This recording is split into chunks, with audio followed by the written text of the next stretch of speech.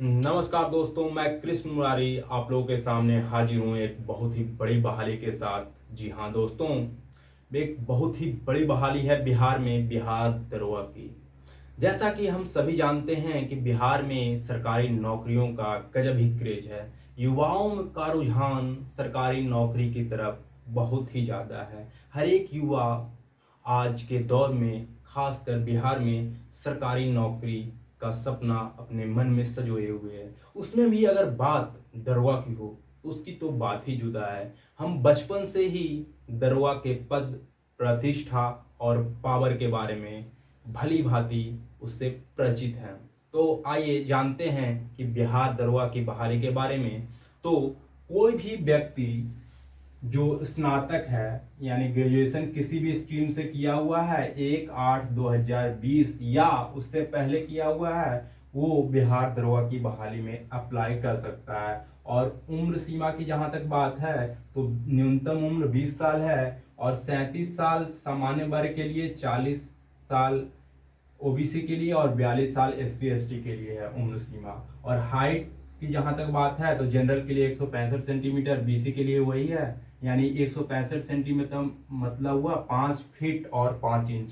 यानी 5 फीट और 5 इंच का कोई भी व्यक्ति जो जनरल कैटेगरी या बीसी कैटेगरी से हो वो फॉर्म को अप्लाई कर सकता है। वहीं 160 सेंटीमीटर ईबीसी, एससी और एसटी के लिए है। वहीं महिलाओं के लिए जो ऊंचाई है यानी हाइट है वो 5 फीट 1 इंच है, यानी 155 सेंटीमीटर आयोग द्वारा तय किया गया है। अब इन सभी क्राइटेरिया को जो भी फुलफिल करते हैं वो बिहार दरोगा के फॉर्म को भर सकते हैं यानी अप्लाई कर सकते हैं। इसके बाद हम लोग जानेंगे कि कैसे बिहार दरोगा की तैयारी, चूंकि बिहार दरोगा की परीक्षा जो है दिसंबर में संभावित है, यानी दिसंबर में परीक्षा होने की संभावना है। यानी समय हमारे पास बिल्कुल कम है, यानी लगभग 4 महीने का वक्त है। यानी 3 से 4 महीने का जो वक्त है उस कम समय में, इतने कम समय में हम उस तैयारी को कैसे तेज धार दें, यानी 3 से 4 महीने में हमारी तैयारी कैसे मुकम्मल हो जाए, इसके बारे में आप लोग जानते हैं। तो सबसे पहले हम लोग जानेंगे कि इसमें 2 एग्जाम होते हैं, एक पीटी का होता है और दूसरा मेंस का होता है। पीटी मेंस होने के बाद फिजिकल होता है और फिजिकल के बाद मेरिट की घोषणा कर दी जाती है, यानी मेरिट बनता है। उसके बाद मेडिकल होता है। मेडिकल तो नाम मात्र का होता है, यानी मेडिकल के लिए तो कोई सोचना ही नहीं। लगभग 100% अभ्यर्थी इसमें सफल होते हैं। तो आइए जानते हैं पीटी के बारे में। चूंकि 3 से 4 महीने का समय है, 3 से 4 महीने में हमारी तैयारी को अंजाम तक पहुंचाना है। तो 3 से 4 महीने का समय, 3 से 4 महीने में हम कैसे तैयारी करें तो जानते हैं। देखिए, हमारे पास 3 से 4 महीने का वक्त है। इसी समय में हमारे पास 5 से 6 विषय होते हैं, इतिहास, भूगोल, नागरिक, अर्थशास्त्र, विज्ञान और इसके साथ ही करंट अफेयर्स यानी समसामयिकी। तो करंट अफेयर्स का आज के दौर में जितने भी एग्जाम हो रहे हैं, चाहे दरोगा हो, चाहे बीपीएससी या कोई भी एग्जाम प्रतियोगी परीक्षा होता, उसमें करंट अफेयर्स का योगदान 25 से 30% यानी 100 प्रश्न होते हैं तो उसमें कम से कम 25 प्रश्न तो करंट अफेयर्स यानी हाल फिलहाल की घटनाओं से जुड़ा हुआ तो रहता ही है। तो 25% जो प्रश्न हुए करंट अफेयर्स के और 75% जो हुए वो स्टैटिक हुए, यानी कि इतिहास, भूगोल आदि विषय से हुए। तो अब हमारे पास समय कम है, यानी लगभग 3 महीने का वक्त है। तो 3 महीने के वक्त में 5 से 6 विषय की तैयारी करना है, यानी हमारे पास 6 विषय हैं, 6 सब्जेक्ट हैं। तो हम सारे सब्जेक्ट्स को समय वाइज बांटते हैं, यानी 3 महीने का वक्त है। 3 महीने में हम लगभग 6 विषय को बांटते हैं, यानी लगभग 15-15 दिन का समय हमारे पास। यानी 15 दिन इतिहास को दें, 15 दिन भूगोल को, 15 दिन अर्थशास्त्र को, 15 दिन राजनीति शास्त्र को, 15 दिन अर्थशास्त्र को।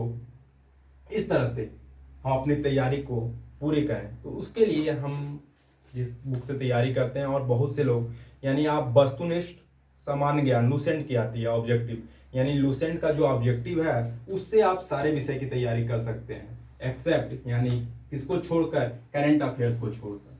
यानी लगभग 3 महीने की तैयारी आप इस पुस्तक से कर सकते हैं। और लास्ट के जो 15 दिन बचे, यानी लास्ट का जो 15 दिन है उसमें करंट अफेयर्स को देखना, यानी साल भर का लगभग करंट अफेयर जो होता है 1 वर्ष का पूछा जाता है, यानी 1 वर्ष का लगभग करंट अफेयर्स तैयारी करते हैं तो उसमें आपका लगभग सारे करंट अफेयर्स कवर हो जाते हैं। तो एक साल का आप वार्षिकांक कोई भी पब्लिकेशन का, आप एडुटेरिया का ले सकते हैं, एसपीडी का, किसी भी पब्लिकेशन का, इससे बहुत मायने रखता है। लगभग जो भी घटनाएं हैं सब में एक जैसे ही होते हैं, तो इस बात से ज़्यादा मायने नहीं रहता किस पब्लिकेशन का लेते हैं। लेकिन एक साल का लास्ट 15 दिन में, क्योंकि करंट अफेयर्स लास्ट में जो हम पढ़ेंगे 15 दिन, उसका 25% योगदान रहता है। तो 15 दिन क्या करना है, ये 3 महीने में सारे विषय की तैयारी के पश्चात, यानी सारे विषय लगभग विषय बार, जैसे एक बार इतिहास खत्म कर दिए, भूगोल खत्म कर दिए, नागरिक शास्त्र खत्म कर दिए, साइंस खत्म कर दिए, इकोनॉमिक्स खत्म कर दिए, सारे विषय खत्म हो गए। यानी सारे विषय का ऑब्जेक्टिव जब हम बना लिए वस्तुनिष्ठ का मान गया लुसेंट से, तो सारे विषय का हमारा सेट प्रैक्टिस भी हो गया विषय वाइज, मतलब सब सब्जेक्ट का अलग अलग हमने प्रैक्टिस कर लिया। जब प्रैक्टिस हमारी हो गई तो लास्ट 15 दिन, जो 15 दिन हमारा बचा है, तो उसमें क्या करना है, क्वेश्चन बैंक, यानी पिछला साल का जितना भी क्वेश्चन बैंक, पिछले बार जितनी बहाली में पूछा गया क्वेश्चन बैंक, सेट प्रैक्टिस, तो उसमें सारे सब्जेक्ट जो 5-6 विषय को अलग अलग बनाए, सारे विषय को एक साथ बनाएंगे, तब हमें पता चलेगा कि हमारी तैयारी कहाँ तक पहुंची है। अब हमारे पास मात्र 15 दिन का वक्त बचा हुआ है, तो हम क्या करेंगे, करंट अफेयर्स, यानी साल भर का जो करंट अफेयर्स है वो, और सेट प्रैक्टिस में ही बिहार से संबंधित भी कुछ प्रश्न दिए हुए रहते हैं आगे के हिस्से में। यानी बिहार के भी जो प्रश्न हैं, ज्यादा प्रश्न बिहार से संबंधित नहीं रहता है, इसलिए कोई विशेष पुस्तक नहीं पढ़ने की जरूरत है। बिहार के लिए स्पेशल कोई पुस्तक पढ़ने की जरूरत नहीं है। आप जो भी गाइड लेंगे, क्वेश्चन बैंक लेंगे, सेट प्रैक्टिस लेंगे, उसमें बिहार से संबंधित प्रश्न रहते हैं, जानकारी रहती है, बस उतना ही बिहार के बारे में पढ़ना है। बस उससे पढ़कर बिहार से संबंधित प्रश्न और सेट प्रैक्टिस, यानी बिहार से संबंधित प्रश्न लास्ट के 15 दिनों में, बिहार से संबंधित प्रश्न प्लस क्वेश्चन बैंक के साथ ही रहता है आपका सेट प्रैक्टिस, यानी सेट का जो प्रैक्टिस है आपका कैसा है, सारे विषय का जो साथ मिला हुआ है वो set practice plus current affairs, ये लास्ट के 15 दिनों में ज्यादा से ज्यादा करना है और अपने तैयारी को अंजाम तक पहुंचाना है। जब हमारा तैयारी पीटी हो जाएगा, तो पीटी के बाद हमें अनुमान मिल जाता है कि हमारा सिलेक्शन होने वाला है, यानी कितना नंबर हमारा आ रहा है, और उसके बाद तुरंत मेंस की तैयारी में लग जाना है। अगर बाय द वे दुर्भाग्यवश हमारा सिलेक्शन नहीं भी हो पाता है, तो आगे बहुत सी बहाली आने वाला है, ये इलेक्शन का समय है और बिहार में बहालियों का पिटारा खुलने वाला है, तो हमारी तैयारी कभी भी बेकार नहीं जाने वाली है। तो पीटी के बाद मेंस में लगेंगे। और फिजिकल की तैयारी, बहुत से लोग परेशान रहते हैं कि हमारा दौड़ होगा कि नहीं, हमारा कूद होगा कि नहीं, यानी फिजिकल की तैयारी होगी नहीं। तो फिजिकल की तैयारी तब तक नहीं करनी है जब तक हमारा मेंस का एग्जाम ना पड़ जाए। क्योंकि अगर हम अभी से दौड़ की तैयारी कर देते हैं तो दौड़ से हमारा शारीरिक जो हरासमेंट हो जाता है, यानी दौड़ने के बाद जो हमारा हरासमेंट हो जाता है, उससे हम पढ़ाई नहीं कर पाते हैं ठीक ढंग से, उससे हमारे पढ़ाई पर प्रभाव पड़ता है। तो फिजिकल की तैयारी बहुत ही आसान हो गई। पहले तो 6 मिनट था 1600 मीटर के लिए, अब 6.5 मिनट कर दिया गया है, यानी 6.5 मिनट में मात्र 1600 मीटर दौड़ना है। यानी फिजिकल बहुत ही आसान है। फिजिकल के लिए कुछ अलग करने की जरूरत नहीं है, और तब तक नहीं करनी चाहिए जब तक हमारा मेंस का एग्जाम कम से कम ना पड़ जाए। यानी अब जब हम सुनिश्चित हो जाएं कि हमारा सिलेक्शन होने वाला है, उसके बाद ही हम फिजिकल की तैयारी में लगें। तो इस तरह से मात्र 3 से 3.5 महीने की तैयारी, यानी कम समय में इतने ही पढ़कर, यानी ज़्यादा नहीं पढ़ना। ज़्यादा पढ़ने से क्या होगा, जितना ज़्यादा पढ़ेंगे याद नहीं रह पाएगा। ज़्यादा कम ही चीज़ को ज़्यादा बार रिवाइज करें, कम ही चीज़ को, एक ही चीज़ को बार बार पढ़ें, ताकि कोई कन्फ्यूज़न पैदा ना हो।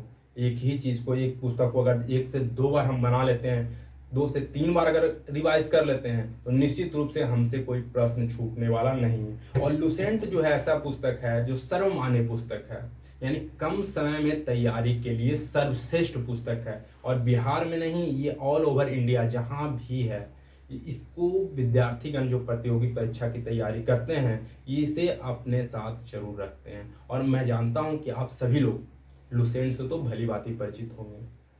तो लुसेंट की पुस्तक पढ़ने के बाद उसका ऑब्जेक्टिव, उसका जो वस्तुनिष्ठ सम्मान ज्ञान है, उसको अवश्य देखें। और इतने कम समय में इससे अच्छी कोई पुस्तक नहीं हो सकती है। और लास्ट के 15 दिनों में मैंने आपको स्ट्रेटेजी बताया, और इस स्ट्रेटेजी को फॉलो करके आप निश्चित रूप से परीक्षा में सफल हो सकते हैं। इसी के साथ मैं आप लोगों से विदा लेना चाहूँगा। एक नए वीडियो के साथ फिर हाजिर होऊंगा। आगे की प्लानिंग के साथ। तब तक के लिए धन्यवाद।